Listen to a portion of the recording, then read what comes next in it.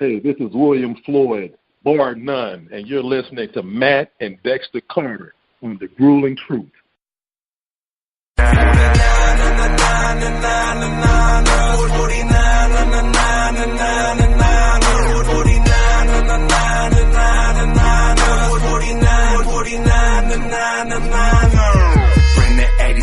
Welcome, everybody, to another edition of the 49ers Weekly Show on the Grueling Truth Radio Network. I'm your host, Matt Andruscavage, and I'd like to introduce my co-host, former 49ers running back, Super Bowl 29 champion, Dexter Carter. Hey, glad to be back, man. Once again, another week, another game to discuss. Pretty excited about the season as we were last week, so, hey, ready for it. Yeah, last week came off a win against the Dallas Cowboys. That was pretty good, a tight game. And this week, last night in Houston, it looked pretty nice early on, but didn't end the way that we wanted. But still an interesting game, and we got a lot to talk about. Yeah, very interesting. But I always look at it. I'm always looking surely at the early part of the game. I know in the latter part of the game, you got guys who were trying to work their way on the team and trying to earn roster spots, and we all know at that point, you know, guys are trying to, you know, be backups, etc. But I'm more focused rather than the depth, because that's going to happen. I'm focused on what does those first guys do when they're in there with the time that they have. So I'm watching Garoppolo and the short time that he's in there, you know, how accurate he is, what is he doing, and what are those receivers doing. And one, I was very encouraged by what I saw. You know, I saw one pass by Garoppolo that you don't see very often, which it got away from him, overthrew, and it was an interception.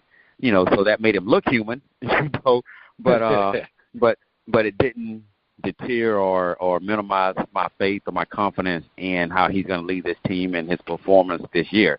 The receivers really seem to me to be progressing and, you know, getting better, showing that they're going to be, you know, something to be reckoned with, you know, in that NFC West and their own. The running back position, I don't worry about it too much because, you know, I mean, McKinnon isn't in there. You know, he's nursing his, calf injury, you know, so I think the best thing is let him, you know, heal up. So when the season starts, you know, we already know what he can do. So I'm not really worried about that. So offense seems to be trending, you know, in a very, very favorable direction. So I'm excited about that. Yeah, I agree. You know, the offense really does look good. And like you know, I'm very interested in seeing how the first-team offense responds. You know, you're on the road. Houston has a reputation of a pretty good defense. Granted, they're missing some of their starters too. But, you know, when you don't have all your guys out there, like McKinnon, Breida, you know, a couple of guys on defense like Richard Sherman, and you know, you're doing all that you can to make the most of what you've got. And I really liked what I saw from the first team, even though the running back situation wasn't ideal. I was hoping to see a little bit more from Joe Williams, but that first drive, you know, Jimmy Garoppolo gets into it like a 3rd and long, and he just unloads it with a little bit of pressure in his face. Accurate throw down the sideline, Marquise Goodwin. I feel like that combination is going to be just huge this year because I don't think anybody can run with that guy. Man, it is absolutely beautiful. You know, when the 49ers drafted him, I didn't really know what they were getting. And, you know, once Garoppolo got there, I'm sure Goodwin would have developed anyway. But my goodness, man, this is going to be a great, great tandem. Not just in the NFC, but in the league itself, man. You can't teach speed, and you can't teach, you know, the accuracy in which Garoppolo throws the ball. You could develop it, but man, he's got it, and it's natural. And it seems like, you know, he's not only connecting with Goodwin, though. I mean, you know, as you had a few notes on Trent Taylor and Kyle, you know, Jazinski. Juszczyk, yeah, thank you, man. I got a weird last spelling. Yes, absolutely. I'm just say KJ, but you just see the possibilities of what these guys, you know, are going to do this year, and it's only going to get better. You know, either the next to the last preseason game, although because usually the last game they're not playing a whole lot, but that next to the last game, I'm looking to see whenever they can give pretty much 3 quarters and pretty much see the true direction of excitement that I'm feeling, seeing what they do in that game. But man, if it doesn't get you a little excited and just a little bit of what you've seen with the guys that you know are going to be in there for 4 quarters when the season starts, then you know what, you're not a 49er fan. So I'm sure, hopefully, most people are feeling like I am, excited about the possibilities. Oh, you know it. You have to be excited, especially when, there was some criticism of Garoppolo and his deep ball because, you didn't see a lot of that last year. He threw a lot of short passes, and there's probably reasons for that as he was learning the offense. But they've really improved, and it was so nice to see that deep ball down the sideline. And then, they got into a 4th down. We'll talk about the first drive, and then we'll kind of get into our good, the bad, and the ugly of the game. But, after the big catch by Goodwin, they got into a 4th down somewhat deep in Houston territory, and it looked like Garoppolo went to like his 3rd and 4th read, and it was Kyle Juszczyk just standing all alone right by the 1st down marker, and he ended up taking it down to the 2-yard line. So it's just really nice to see how fast Garoppolo can see the field and how quick he can make his reads and get that ball out. Yeah, and a lot of that's predicated on how comfortable he feels in that pocket, and he feels comfortable because, one, he's being protected. So, our offensive line was an area that needed to be improved on, but it looks like that's exactly what's happening. So I'm, really, really happy that the guys who are making the decisions seem to be great talent evaluators, and then they have coaches who Kyle brought in that are talent developers. So, in developing on that talent, and, man, they're grasping the system. They're, getting better as offensive linemen. So Garoppolo knows that he has a certain amount of time, and, he knows where to step up, how to step up, and where the weak links and strong links are on that offensive line. So, man, things are working out, favorably for this offense. Yeah, you bring up a good point about the offensive line. I thought Joshua Garnett at right guard actually had a pretty good game, and that was a big step for him because right guard is probably the weakest part of the offensive line right now. It's a huge question mark, and I thought Josh Garnett held his own. So that was really good to see, and hopefully he can turn into what they thought he was when they drafted him in the 1st round in 2016. So that was good to see, and then they kind of ended the drive with another pass to Juszczyk, and then on 3rd down, Trent Taylor cut across the end zone, and he is Mr. 3rd down. It's so nice to see. He kind of reminds me of the quickness of Beasley with the hands and shiftiness of Julian Edelman. So I'm hoping that that'll continue to develop. That's a heck of a compliment. So he's got something to live up to now. That's right. Matt spoke it true. So, hey, let's bring it to fruition. So that was a really good opening drive. I think everyone was glad to see them get into the end zone, finish the drive, and get Garoppolo a preseason touchdown. So that was good to see. And then, the defense kind of let Houston do the same thing. They went down, and it was hard to watch Bruce Ellington, former 49er, who they got rid of at this point last year, a guy who they thought was going to be a good slot receiver. He ended up, they get rid of him, and Houston picked him up. He ended up having a pretty solid end of the year last year, and it was a little tough to see him beat the defense a little bit, but, Houston is a pretty good team. I thought Deshaun Watson played pretty well. So it was 7-7, and, then Garoppolo led the team down again, and like you had alluded to before, a little bit of a high throw. Kyle Shanahan believes that Pettis should have come down with that, but, it wasn't perfectly thrown. These are things that you can kind of fix. So Garoppolo is human.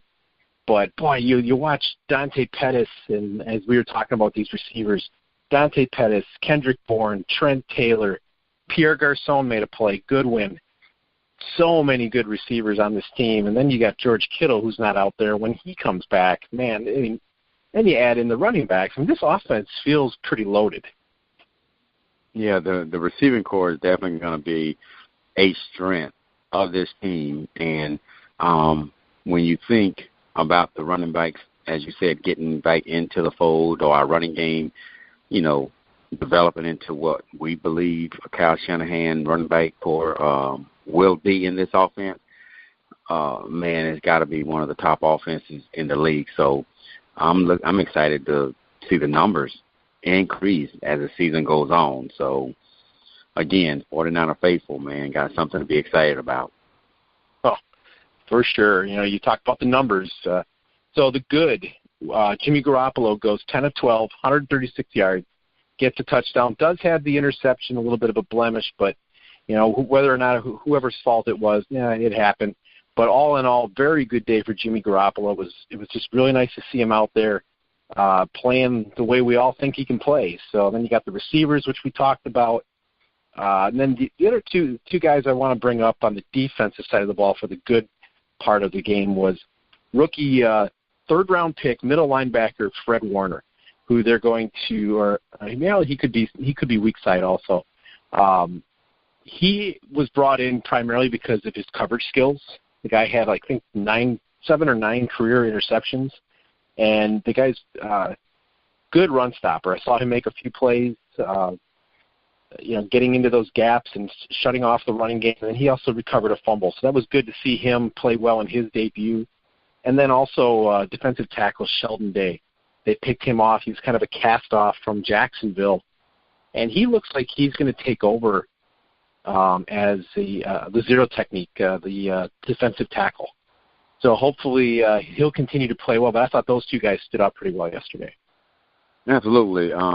When you look at Fred, at least myself, I look at when you get him in the third round, that straight up talent evaluation, them be able to foresee the future of him with Foster on that second level of that defense. Every guy doesn't have to be a first-round draft pick to come into the league and make an impact. This guy here has come in and been exactly what, the coaches have thought he could be, and Lynch has thought he could be. So I'm excited that he's developed so quickly that he's going to be able to make an impact. He's a tremendous athlete. He's very versatile. So seeing him show that early in this preseason, is very positive, for this 49er defense. And Sheldon, we talked about this, I believe, on the last show. Coming from Jacksonville, being able to be around that defense and the way that they're developing with what is the the Giants head coach? I forgot his name, and Tom Coughlin. Yeah, Tom Coughlin. I mean, I hope no one is minimizing the impact he has on this team. I mean, that toughness that he's got and the structure and the design of how that team turned around when he got there. But his mindset is where that defense is. So Sheldon has been able to experience that for the short time that he was in Jacksonville. So I'm telling you, yes, his athletic ability speaks for itself, but when you're around good people who teach good ways to do things, you take that in your repertoire and you take it with you. So he's bringing that here, and I'm telling you, we see it in his development and his abilities, but he's spreading that in that meeting room. He's spreading that on that practice field, and we're going to see a difference, on that defensive front this year, I believe, because we know we had talented guys on that front seven. We talked about it last year. If they develop, well, I tell you what, I believe they got a guy in there that's going to help them come along in that development and be very good. Yeah, I mean, you pair him with DeForest Buckner. I thought Solomon Thomas, he had a really good camp. Granted, he had a good start to last week, but he got hit in the head with a cleat, and they just kind of took him out and didn't play yesterday. But when he's out there, when those guys are together, I got to believe that the defensive line is going to be better than what we saw yesterday overall as a unit. But, yeah, I think you're right. I think what Sheldon Day brings from Jacksonville and able to pass on to these guys to help guys like, Julian Taylor, who's made a splash early on. He's probably going to make things really tough for Eric Armstead to even get in the rotation. He's playing well. But I think Sheldon Day brings a lot, like you said, because of his time in Jacksonville. So that probably rounds out the good. We mentioned Joshua Garnett. There was a few other guys. I thought there was some of the defensive backs made a few plays, but nothing really standing out. But when we get to the bad, that's probably where the running game. That was, I guess I'm not too worried about it because we didn't really see Alfred Morris, who they signed this week. We didn't see Jerick McKinnon or Matt Breida. Those are the guys that carry the ball. I think we were pulling for Joe Williams because, he got put on IR last year, and kind of he seemed like, in camp, like he was going to be one of the guys that was going to step up, and he just really couldn't get much going. So it was I don't want to say it was horribly disappointing, but, it was underwhelming, I guess is the way I would put it. So I was hoping to see more out of the running game, but it didn't happen. And then same with the pass rush. The pass rush, didn't really get any sacks. Kind of hoping to see more of that. But they did get some pressures, so that was good. But nobody really standing out right now on the edge, and that is still kind of a concern because it's one of the positions that was a question mark going into this season. Yeah, when it comes to the running back position, I'm focused on those top three guys. I know you wanted to see the young man do well, but with the signing this week, Morris and of course Breida and McKinnon, those three guys, that's my focus. When they all get into the fold and we don't have the production that I think we should have or that I expect, then I'll worry. I don't think I'm going to have to worry because, one, the passing game is going to open up the running game is going to open up the passing game. And, again, if you take talent that fits your system, which is Kyle Shanahan's system, like he has done where he came from, it always works out.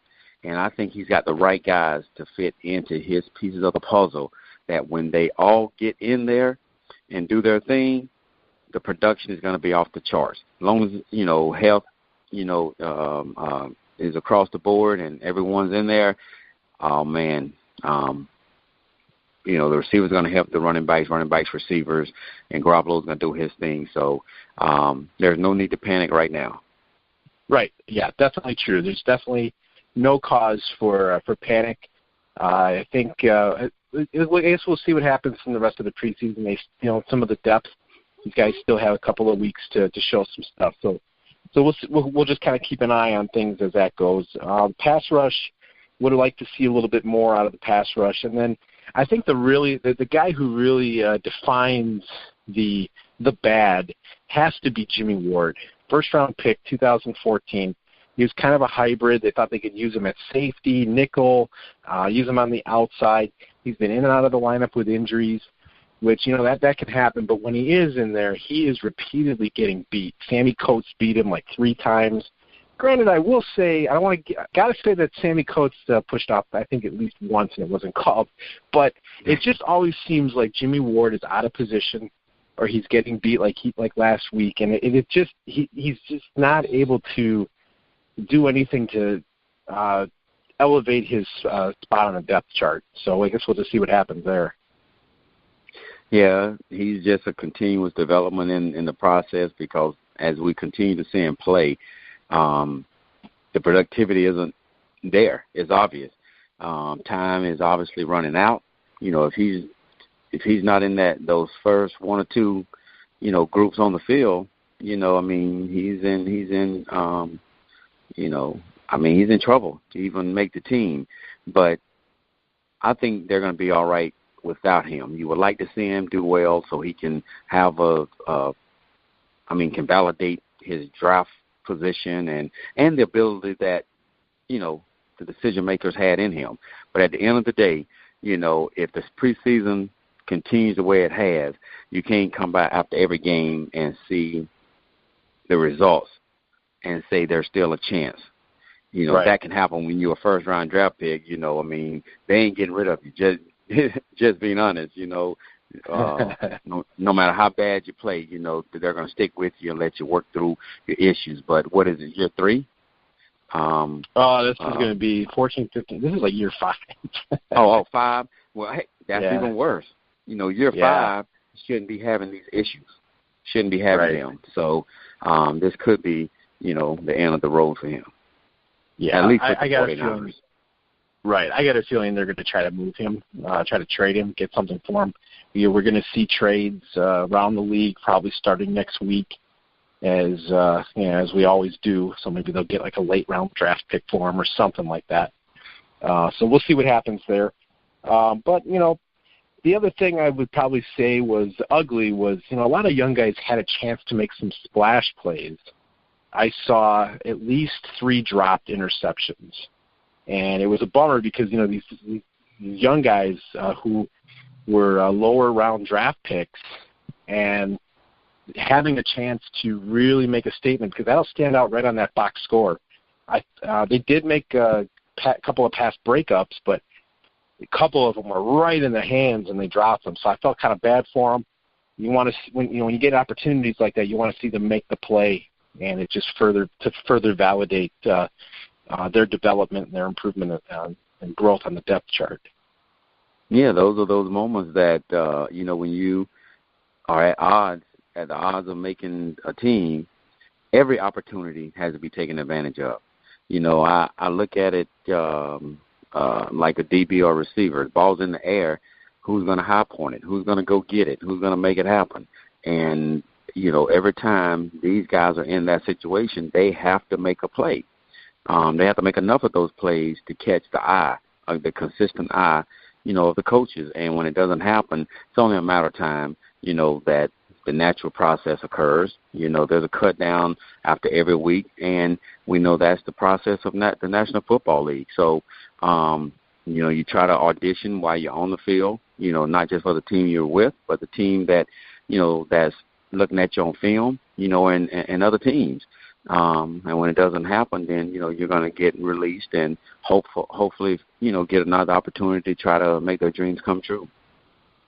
Right. I guess the way I would finish out the last part of the bad would be, there's a lot of discussion now about who should be the second quarterback. Nick Mullins has played pretty well 2 weeks in a row, and C.J. Beathard, I got to say he's probably been underwhelming. He looks like he takes a really long time on his rollouts. Last week he did complete a long pass to Dante Pettis, but had he got that ball out sooner, it was a touchdown. And then this week, Pettis destroyed his defender with a double move, and Beathard overthrew him by like 5 yards. It was a touchdown. So that was disappointing to see, because I think everybody wants to see him succeed. But he hasn't really played as well as we were hoping, I think. And then Nick Mullins has played pretty well. So there definitely seems to be some unrest as to who should be the backup, especially among the fans. Yeah, and the way I look at it, and I'm sure this is the way, the Times of the NFL looks at it. There's no favoritism, unless you're a first rounder, just being honest. The money that they've invested, they're going to see you develop, at least give you some time. But when it comes to, because I'm seeing this on other teams in the NFL, especially with the quarterback position, in Beather's situation, it's either you're producing or you're not. You're not in jeopardy of not making the team. You're in jeopardy of where you're going to be on the depth chart. But right now, the depth chart will be determined on productivity. And the productivity is there more against Beathard, then Beathard's going to be number 3. Doesn't mean that he can't move back up to number 2, but the results of the preseason will prove his point, and the chips will fall where they may, and I don't think anybody should complain about it. Your performance on the field speaks for itself, and the results will show when the preseason ends where the depth chart is at the quarterback position. Yeah, and I kind of wonder, last year they kind of thought they would keep 3, and they only kept 2. I kind of wonder what's going to happen. It's hard to believe that they would try to unload Beathard to try to just hope no one picks him up and that he makes the practice squad. But right, So I guess we'll see what they end up trying to do. Yeah. Especially with the number of receivers that are performing well. Right. That 2-quarterback roster spot may be again, but I'm hoping it works out to where they can carry 3 quarterbacks, because I do see Beathard's not going to unseat Garoppolo. I mean, we know that. No. But his potential, I like his potential. I'm not going to judge him. I know that I said the preseason it judges you. But Beathard, I still see a lot of good things I like in him, whether he's number 2 or number 3. So hopefully we can carry 3 quarterbacks, if Beathard doesn't improve. Right. Yeah, I hope the same thing. We'll see. But I do like the way Nick Mullins is playing overall. True, I agree. A couple of throws that were like, ooh. But overall, I like his poise. He seems to be comfortable in the pocket. Even when it breaks down, he's able to roll out, extend the play. And that last drive that could have won the game, he played pretty well, leading them from almost like a 90-yard drive. Yes, he did, and that can't go unseen. I mean, we saw it. We saw him lead them down the field. So, the potential is great there for him. I mean, he's a good quarterback. Yeah. So that's why, I don't want to lose either one of those guys. So we just have to figure out how, to keep them on the roster. Right. Yeah, so we'll see what they end up doing there. So, as we shift to the ugly, I think everybody knows where we're going with there's really only one area that's just ugly. It has to be the penalty. Last week there weren't as many penalties. Penalties were a real problem last year. It's hard to say if yesterday was, an anomaly or a sign or anything like that, but it was just kind of a weird day. And 15 penalties for 140 yards, that's really a lot of penalties. But I think, hopefully that's just something they can clean up. But then you got that new rule that where you basically, it's very arbitrary. It seems to be, I understand. I think the referees are being put in an impossible spot here to try to call that in real time. But boy, that rule is just, it really feels like it's going to impact a lot of games next year, especially since you can get ejected. Absolutely. The penalties itself, I think, will hopefully settle itself out by the end of preseason. But the one that I think is going to be an issue all season is the head, because I have watched the games this week and last week that I don't see how you can even call that penalty, because even when they call it and they review it, most of the time what I'm watching isn't even a head-to-head. But it's like they're being forced to call this penalty. Guys are finding themselves dismayed. I mean, in a position to, what do I do? They're damned if they do, they're damned if they don't. How do you, once upon a time it was head up, head out front. Now you can't even duck your head. You can have your eyes up, but still duck your head, and you're getting the penalty even if you don't come in contact with the player's body. Right. I mean, as you see, I'm speechless. I'm stuttering because I don't have an answer for it. I feel terrible for not just defensive guys, but offensive guys now. I mean, I saw one today, a running back. He dipped his head, but it was literally totally missed the defender, and they threw a flag. I don't get it. I don't know how they're going to pull this back before the season ends. The referee's in a tough position. Yeah, and that's the thing. I mean, we all, it's never fun to watch a bad call. I actually, speaking of bad calls, the go-ahead touchdown I thought was really weird because the guy, the quarterback made a great throw, receiver is going to go in the end zone, but then there's incidental contact with the legs, and he goes down at the 3, and then they review it and still rule it a touchdown. I think it was one of those things where they just said, we don't want this game to end to go to overtime. Let's just end the game. It was just weird. But this new rule is it's brutal because the first time it was called, I thought, okay, I can understand why they'd call it, but the second time I saw it was on the punt. Raheem Mostert, really good gunner for the Niners. He practically gets down to his knees, and his head goes to his left, never makes contact, and they call a penalty. I mean, there's nothing he could do. I don't know if that was the one you were referring to.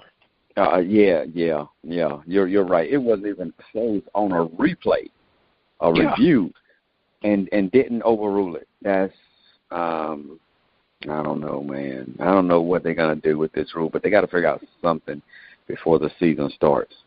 Yeah, it's ugly. You can see the frustration in the coaches. You can see the frustration in the players. You definitely see it in the fans, and the announcers are bewildered. It just doesn't seem like this is going to be good for the game. I think we all want to see player safety. We don't want to see anybody get hurt. We all understand that, but we also don't want to see the game suffer. And I don't know what can be done about this, but I think it needs to be reviewable. What do you think about that? Oh, it should be reviewable. And maybe I'm wrong, but maybe that's why they haven't been overturned, because I thought they were reviewable. They should be. I mean, penalties are never reviewable. That's the thing. Oh, my goodness. That's terrible. A new rule like this, with it being so fresh, and it can be yes, no, it's happening so fast, or was his head, So now with it not being reviewable, they're saying if you lower your head at all, no matter where it hits, it's a penalty. Now, if that is the case, maybe I missed it, but if that is the case, I see why there's so many penalties.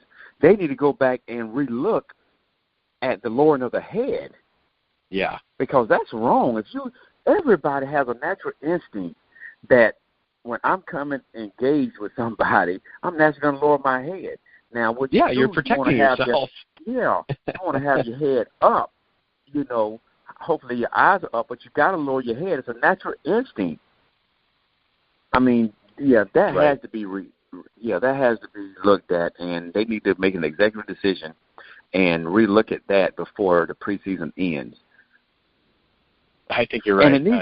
And it needs to be looked at before October 21st, because when you and I make our trip out to San Francisco, for the Rams game, when we sit in those stands, I don't want games stopped, penalties thrown, because early and often because of this silly rule. Yeah. I mean, there's definitely times where it's legitimate. I think we remember the Danny Trevathan hit on Devontae Adams. I think it was on national TV where he just went right into the face and knocked him. That game was stopped for a long time. And I think there's times where it's obvious where, it seems to be where you probably have time to hold up, and you don't need to, take your helmet and just drive it into someone else's helmet. You're asking defenders to do something that is not possible. And usually those people making that decision are the ones that hadn't played the game. So all those guys that have played the game that may be in that NFL office in New York or Baltimore or wherever they're at, right? I mean, they need to really interject and say, guys, we need to rethink this. They should have said it before, but usually, you don't go against the bosses, but this needs to change, because if you've ever played the game, that is nearly impossible to do. Right. And that's the thing. It's gonna affect every team. It's just gonna come down to which team's gonna get the most calls on them arbitrarily in the playoffs. Who's gonna get the least amount of arbitrary calls is probably gonna have an advantage. And because this is going to start determining the game. This is going to start determining the outcome of these ball games. Well, and the fact that it can happen at any part of the field, and you can be ejected. Like, there's no second chance. Like, if you, they have the unsportsmanlike conduct or the personal fouls where you get a warning, I think they introduced that last year. And then, after your second one, you're tossed. Well, this one, you can be arbitrarily tossed from the game. It doesn't matter who you are or what position you play. I mean, this could really swing ball games. Yeah, no doubt. I don't have anything else other to say than hopefully they'll adjust it, throw it out at some point here in the near future. Yeah. So we'll keep an eye on that, I'm sure. Hopefully we won't have to. Hopefully this won't be something that we bring up each week. I would like to see less of this. I'm sure you would. Yeah. I mean, it's great for a lot of good talking points, but, we got other great talking points that we can hit on other than that. Oh, for sure. Well, the 49ers will be playing next week, Saturday, against the Indianapolis Colts. So that'll be good because usually the third week of the preseason is generally what they call the dress rehearsal. So as many of the starters as possible will be out there. I'm hoping Solomon Thomas will be back. I'm hoping Richard Sherman might even make a cameo. But the guys that I don't think we'll see are George Kittle, Jerick McKinnon, Matt Breida, and weak side linebacker Malcolm Smith. I'm pretty sure all four of those guys will be held out the rest of the way. But hopefully everybody else will get a chance to contribute in the dress rehearsal. Yeah, we won't see our full, effect of what we would like to see the first game. But I think at this point, those guys you mentioned, it's more important, for them not to be in this dress rehearsal. So, to give the backups great opportunity to, continue to develop and show what they can do. So it'll still be great because we're going to see more of the guys that actually will be in there for 4 quarters when the season starts. All right. Well, thanks, everyone, for listening today. We're going to sign off for this week.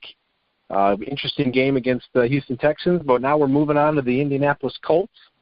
So that'll be this Saturday, and then we will be right back at it, recording, reviewing that game, and hopefully talking about a 49er win and some more good plays. And the nice thing about this game was we didn't see any real big injuries, so hopefully that continues to trend. That's right. I think things are going, in my opinion, well in the direction that we want to go for the season. Just keep guys healthy and get the ones back that, got a little nicks and be ready for the first game. All right. So, again, thanks, everyone, for listening. And get out to the grillingtruth.net for articles and podcasts, etc. And we will definitely see you guys next week. So for Dexter Carter, I'm Matt Andruscavage. You're listening to the 49ers Weekly Show on the Grilling Truth Radio Network, where the legends speak.